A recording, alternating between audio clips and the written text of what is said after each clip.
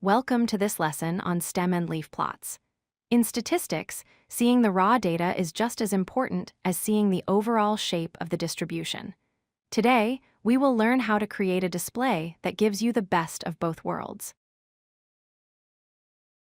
So, what exactly is this plot?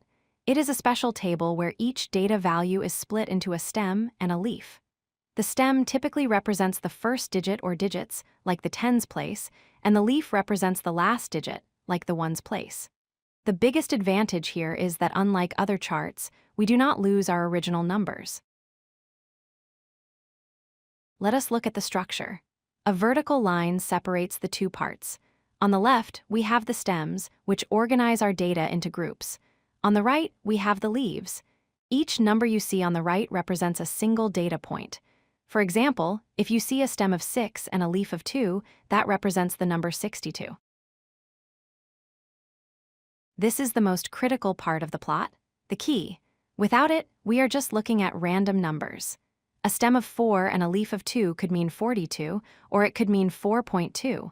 Always check the key first to understand the scale of the data. To build one, start with your raw data. It is very easy to make mistakes if your numbers are jumbled. The first step is to sort your data set from smallest to largest. This makes grouping the leaves much faster and ensures your final plot is accurate. Now we draw the line. Write your stems vertically on the left side. Then, for every number in your data set, write its last digit in the corresponding row on the right. Notice how the leaves are spaced evenly. This helps us see which rows have more data. Once plotted, we can analyze the statistics quickly. The mode is the most frequent number, which you can find by looking for repeating leaves on the same stem. The range is simply the largest value minus the smallest value. You can read these directly off the chart without needing a separate list. Why use this over a histogram? First, it preserves the data. You can reconstruct the exact original list of numbers just by looking at the plot. Second, it visualizes the shape.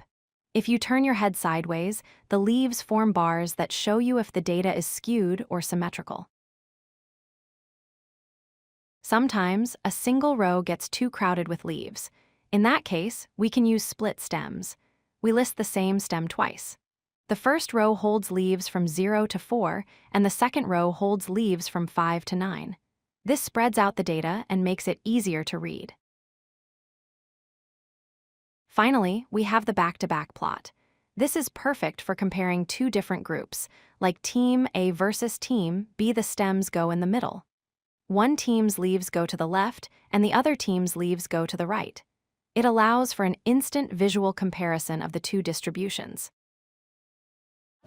If you like this video, hit that like button and don't forget to subscribe.